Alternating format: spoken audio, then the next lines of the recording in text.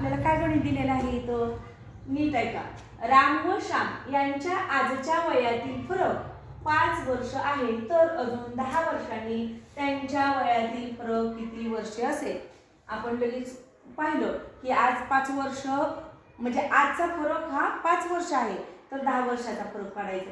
मग लगेच आपल्या डोक्यात काय येतंय की काय करूया 10 वर्षांनी म्हणजे 10 आणि 5 किती झाले 15 बरोबर 15 असं आहे का नाही. मग अजून काय करायचं मग 10 गुणिले 5 करायचं का असं काही काही आपल्या डोक्यामध्ये कल्पना येतात की फरक काढायला सांगितलंय म्हणजे त्या अंकांचं काहीतरी संबंध असणार आहे आणि यांचं काहीतरी क्रिया केली पाहिजे अंकावर आपल्याला असं वाटतं की नाही आपल्याला. पण तसं नाही. गणित नीट लक्ष देऊन ऐकायचं. हे फसवं गणित आहे तुम्हाला. राम व श्याम यांच्या आजच्या वयातील फरक 5 वर्षे.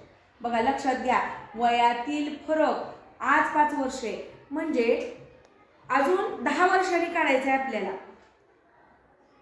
कसं सांगितलं इथं आज 5 वर्ष आहे 10 वर्षांनी सांगितलंय, पण वयातील फरक हा बदलत नसतो. वयातील फरक कधी बदलत नाही. जर रामचं वय जेवढं वाढेल तेवढं श्यामचं पण वय वाढणार आहे. म्हणजे वयातील फरक हा कायम 5च वर्ष राहणार आहे. आज पाहिला काय 5 वर्षांनी पाहिला काय 10 वर्षांनी पाहिला काय किंवा 20 वर्षांनी पाहिला काय वयातला फरक बदलणार नाही, कारण दोघं पण सेमच वाढणार आहेत. दोघं पण समानच वाढणार आहेत. दोघांची वय सारखीच वाढणार आहेत. त्यामुळं जे आज आहे वयातला फरक 5 वर्ष तोच फरक 5 वर्षांनी पण आणि 10 वर्षांनी पण आणि 15 वर्षांनी पण असेल.